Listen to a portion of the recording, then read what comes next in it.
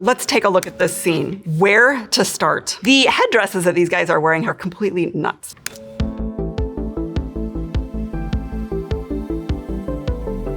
Where are the other pyramids here? What's wrong, however, is this sort of yellow hat. This has nothing to do with ancient Egypt. I'm archaeologist Laurel Bestock. I study ancient Egypt. Let's fact check some AI slop. Okay, first video. What's the most difficult part of being a pharaoh? No one ever builds statues of me smiling. I'm divine, not miserable. I find this line hilarious because, in fact, most statues of ancient Egyptian kings do have a slight smile on them. We as Egyptologists recognize a particular era late in what we call the 12th dynasty when statues are frowning, and we have an enormous difficulty explaining why these kings made statues where they weren't smiling, because most kings did smile in their statues. What's your job like? Well, I lift stones all day so a dead man can feel tall forever. So the whole construct of what's your job, how do you make a living, doesn't really apply to ancient Egypt. This is a very modern way of understanding what professions are and how we work in the world. What's your role in society? I am Ra, bringer of the sun, but I also run the fish stall on weekdays. This is nonsense. Ra is a god, and the people who would have served as priests for the gods are definitely not the guys who are selling fish in the marketplace. How's the flooding season treating you? Well, the Nile gave us water, took the house, and drowned the goat. But the barley's optimistic. Now, this is, of course, a hilarious way of putting it, but the importance of the flood in ancient Egypt was real. The Nile flooded annually for several months a year and brought not only water to irrigate crops, but also fine silt, which was basically nature's fertilizer, so that there was fresh ground in which to plant barley, indeed, as well as wheat every year. How's business today? Made 3 sales, got accused of sorcery, and my goat ran off with the change, so could be worse. We don't know that much about marketplaces in ancient Egypt, although they must have existed. But the idea that they were selling things for money, that there was change that goats could have run away with, is nonsense. Money had not been invented yet in ancient Egypt. It was a barter system, so people worked out exchanges of what was of similar value to them in a marketplace context. Okay, next video. Chloe, welcome to my home. She knows my name. Cleopatra knows my name. Before we get to ancient Egypt, this is driving me crazy because of the stereotypes of women in our own society and what we're interested in. And I can tell this is all going to be about makeup and clothes. Surely we have better questions to ask about ancient Egypt. Okay, I have to ask, what is the actual beauty routine? Because your eyes are, how? Beauty routines in ancient Egypt. This is set up in this way that is an exclusively women's world here, and that this is something the girls are going to talk about. How do you get so pretty? Cosmetics in ancient Egypt were actually used by everyone. Men were as heavily decorated, as heavily painted, as heavily jeweled as women were. These murals depict the great victories of my ancestors. I don't see any victories depicted in these great murals. We do have images of warfare that come from scenes on temple walls in ancient Egypt, and these are not they. These are temple scenes. They show gods and kings here. This is not what you would expect in a palace. You also wouldn't expect to find scenes of great victories in a palace. Hipakuimoi. I don't speak Greek, so I cannot evaluate whether or not that was accurate Greek. But here it looks like these guys are speaking Greek to one another, and that's actually a point that's important. So Cleopatra was definitely a polyglot ruler. She spoke multiple languages. Greek was one of them. Her own ancestors were, in fact, from the Greek-speaking world. What's really interesting about this is that we have everything around her here is shown in a classically pharaonic idiom. So we have walls that look like a New Kingdom temple, and we have outfits that look like New Kingdom outfits. These are from Egypt, from before Egypt was conquered by Alexander the Great. Would she have dressed like an ancient Egyptian from many hundreds of years earlier, or would she have dressed like a proper Greek queen? Probably the latter. The library is there. Everything the world has ever known lives inside those walls. So here we are on the coast of Alexandria. Cleopatra is showing her where the library is. We do know approximately where the Great Library of Alexandria was. It was in the royal quarter, which is on the coast here. It burned in the ancient world. It was one of the most important collections of books anywhere in the classical world. But the building we actually see in the background here is the lighthouse. The lighthouse of Pharaohs was one of the wonders of the ancient world. It was enormous. It is not shown here as enormous at all. This looks like a little dinky lighthouse on the coast of New England. This lighthouse was a working lighthouse. We have descriptions of the fire and how visible this was from far away. It was very important. Alexandria was an incredibly significant trading hub on the Mediterranean, and the coast of the Mediterranean is very treacherous. We have recently even found pieces of it through underwater excavations in the harbor of Alexandria. It fell down because of earthquakes over the centuries. Coil. It protects the eyes from the sun and from infection. You want to try? Oh my God, yes. Oh my God, can we stop saying, oh my God? Not all of this is amazing. Kohol as a type of cosmetic was used much earlier than this in ancient Egypt as well. This is a powdered carbon-based or galena lead-based pigment that is painted around the eyes. And we do think it likely did have medicinal as well as sort of sunglass protection properties, as well as making the eyes look very dramatic. I look incredible. I look unhinged. I look like both at the same time, and I think that's the point. Okay, let's talk about mirrors in ancient Egypt, though. Here she is applying her makeup in a mirror, and the mirror is a perfect glass with silver backing mirror. This is not a type of mirror we have in ancient Egypt at all.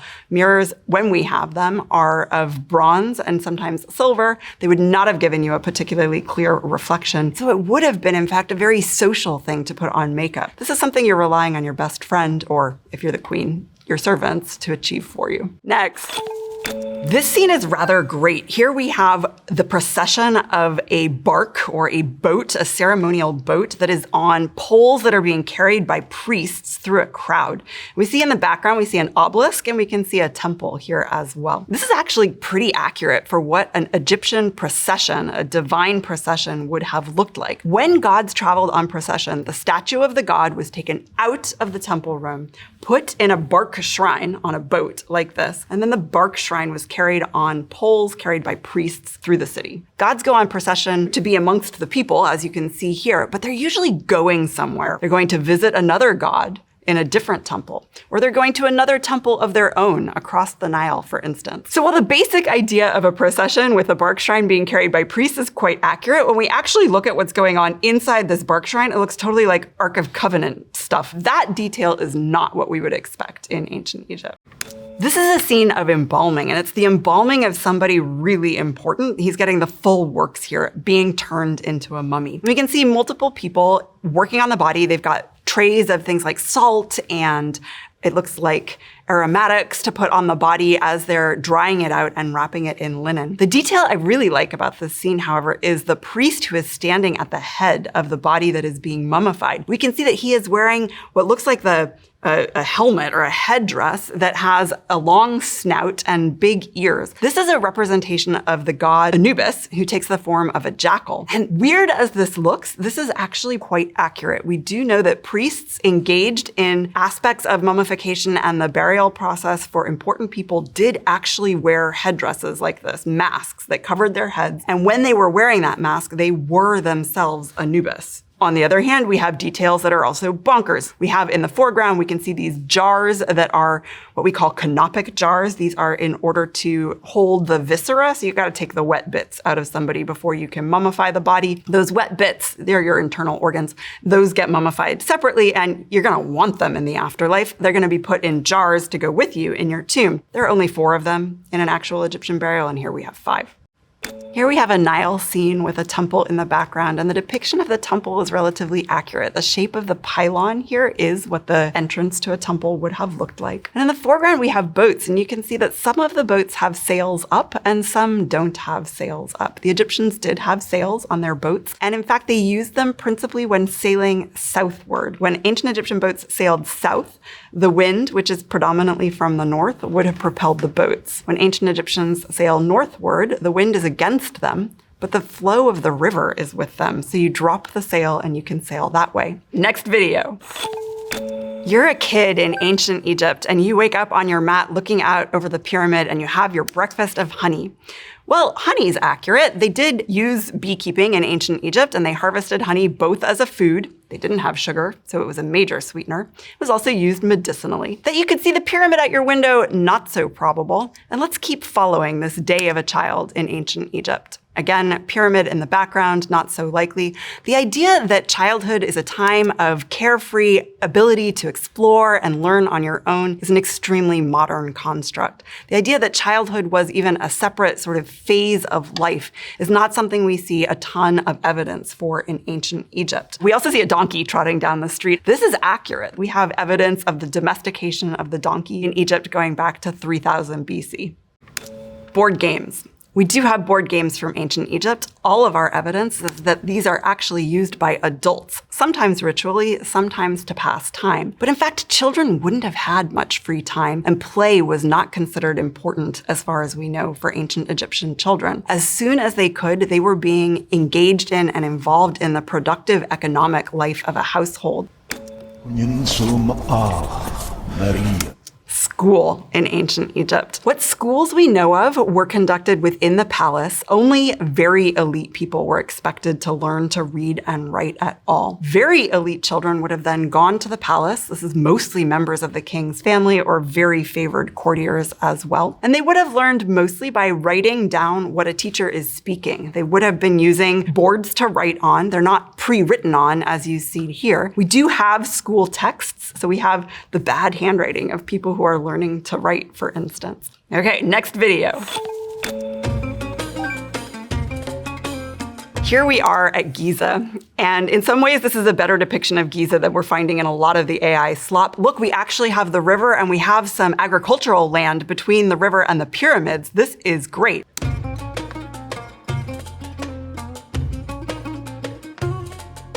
Let's take a look at Giza here. What's really striking me about the pyramids is that they are represented as bright white with yellow caps on them. The bright white is quite accurate. In ancient times, the outside of the pyramids would have been cased in fine limestone, quarried across the river at the site of Tura, and really valued for its whiteness. This glowing whiteness would have been characteristic of the pyramids in the ancient past. They would have been quite smooth as well. What's wrong, however, is the sort of yellow hat that is sitting on the pyramid. Pyramids were capped with stones, but from far away you wouldn't really even have been able to see this. It's a single stone. We don't know if they were gilded or another color. Most of the casing stones have been removed. Most of these were removed in the medieval period, if not earlier, and were used as building stone for other buildings. The casing stones are only left in one place at Giza, and that is on top of Khafre's pyramid. They just weren't quarried away on that top piece. And so today, Khafre's pyramid does look like it's wearing a hat, and because of weathering over time, the once bright white limestone now itself is much more yellow.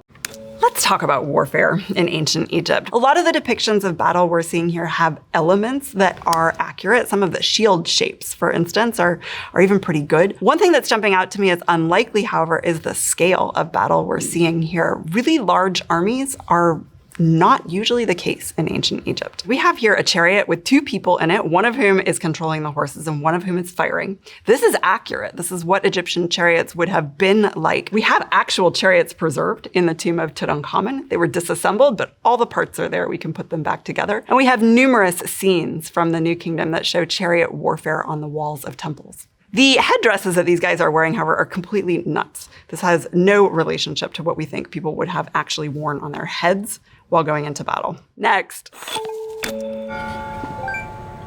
Where to start? Let's take a look at this scene. We have triple-decker boats, not a thing in ancient Egypt.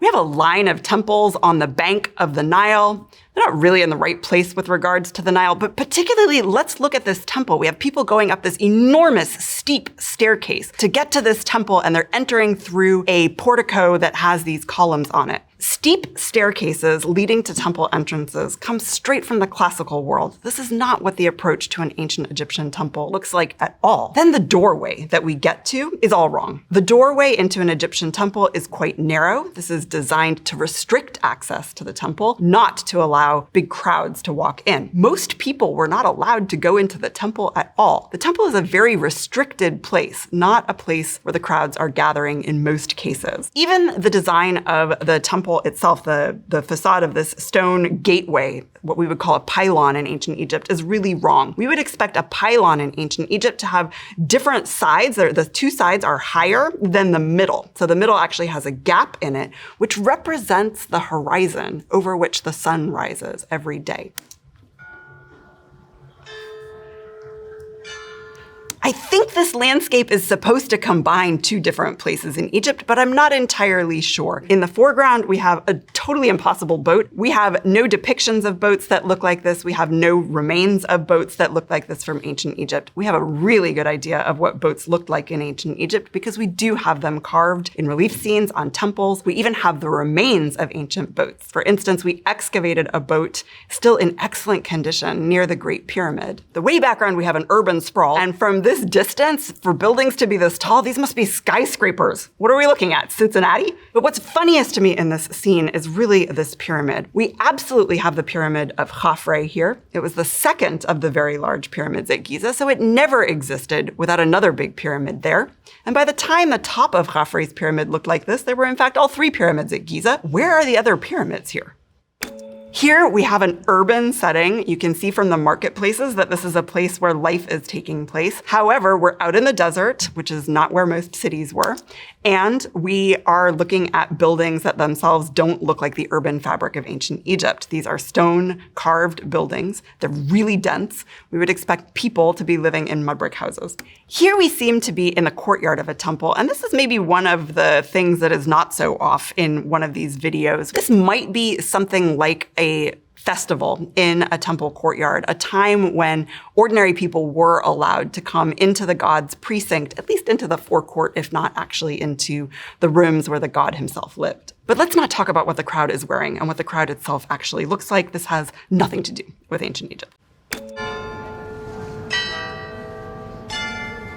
Here we are clearly inside a temple, and the temple is big stone architecture. There is some light coming in, but it's quite dark. We have a lot of sculpture on the sides here, and elements of this are relatively accurate. In particular, I would note that we're on a very straight axis here. So we are walking down the middle of the temple towards what looks like it's a statue in the back room, which is small. And this is the basic structure of Egyptian temples from at least the New Kingdom onwards, where we do get the god being resident in the temple and manifest in a statue that is in the back. And this is on a very straight axis because the Egyptians are concerned with the god being able to walk out of his temple and take part in festivals. The straightness also mirrors the rising and setting of the sun every day. Really, what is going on with the ears of this cat? The more I look at this, the more ridiculous this is. When we do have cat statues later, they don't look anything like this. They look more like cats. That's all the AI slop for today. Thanks for watching.